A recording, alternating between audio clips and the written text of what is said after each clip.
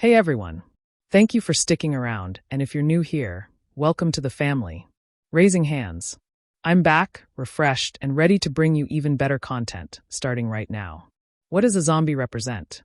Unlike werewolves, vampires, or Frankenstein's monster, zombie stories are rarely about the creatures themselves. They're usually about us. Classic zombie tales often suggest that it's the living who are the real monsters, not the undead.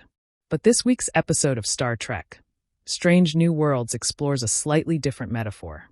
The moss zombies on the abandoned planet Kenfori become a chilling symbol of the past, literally coming back to haunt the crew of the Enterprise. Even when you think you've buried something for good, it can still claw its way back to life. This theme hits especially hard for Dr. Mbenga.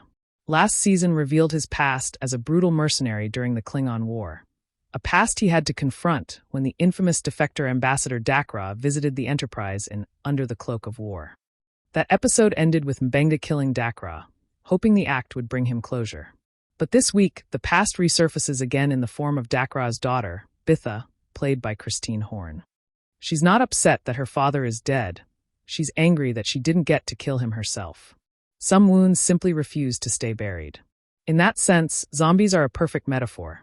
Not just from Mbenga, but also for Ortegas and Captain Batel, who are each struggling with personal ghosts that won't rest. But stepping back, do zombies really belong in the Star Trek universe? I'm not entirely convinced. Sure, it's fun to hear Captain Pike actually say the Z word, instead of avoiding the term like in The Walking Dead or 28 Days Later. But relying on such a familiar monster trope feels a bit too easy for a show that's all about exploring strange new worlds. I can't quite explain why zombies feel out of place here, especially when the show has pulled off godlike beings, alien homages, and even musical episodes, but that's my gut feeling. That said, using a well-known monster like zombies has one big advantage. You don't have to explain the rules. That leaves more time for story and character development.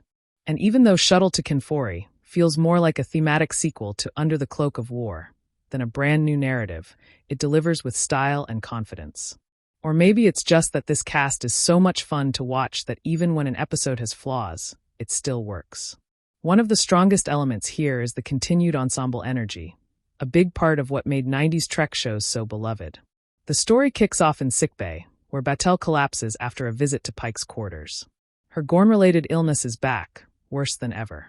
The only hope is a rare chimera flower with the ability to move invasive molecules through cell membranes. Yes, it sounds made up, but it's very Trek. Problem is, that flower only grows on Kenfori, a restricted no-fly zone near Klingon space.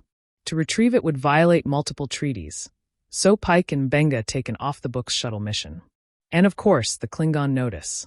While Pike and Mbenga carry most of the episode, the Enterprise crew isn't left behind.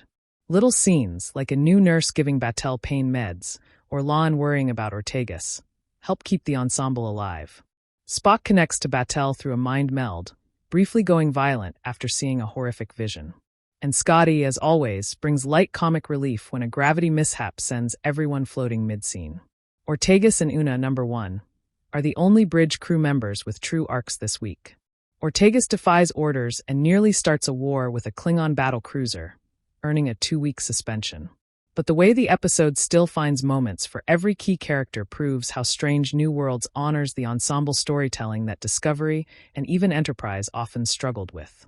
A simple ready room debate can evoke the next generation in the best possible way. Still, I'm genuinely curious to see what happens next, especially if Batel really does go half Gorn. And I hope we get more follow-up on Ortega's punishment and emotional arc too. After a strong 2-part premiere, Shuttle to Kenfori may feel like a bit of a detour, but it keeps the momentum going. And in a zombie story, sometimes just staying alive is enough. Thanks for watching. If you enjoyed this breakdown, hit the like button and subscribe to support this growing channel.